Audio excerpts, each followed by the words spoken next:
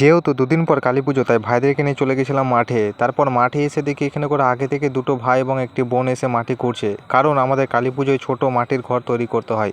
সেই জন্য আমিও মাটি নিতে এসেছি। তো দেখতে পাচ্ছ আমাদের সকল ভাইগুলো মিলে কত সুন্দরভাবে মাটি খুঁড়ছে কোদাল দিয়ে।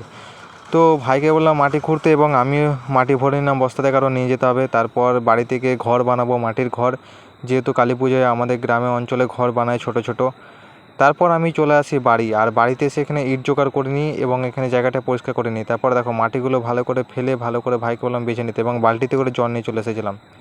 তারপর কাজ শুরু করে দিই, এবং দেখো কত সুন্দরভাবে আমি একটি ছোট্ট ঘর তৈরি করে দিয়েছিলাম। এবং ঘরের যে সিঁড়ি, সেই সিঁড়িটা তৈরি করার জন্য ইটটাকে ভালো করে বসিয়ে নিচ্ছিলাম, এবং সানা যে মাটিগুলো, কাদা মাটিটি ভালো করে সেখানে করে লাগিয়ে ইটটি সেটে দিয়েছিলাম। তারপর ঘরটা ভালো করে পরিষ্কার করে দিলাম এবং ঘরগুলোকে চিকন করছিলাম খুব ভালোভাবে। ভিডিওটি যদি ভালো লাগে তাহলে চ্যানেলটি সাবস্ক্রাইব করে আমার পাশে থাকবে। দ্বিতীয় ব্লগ আসছে।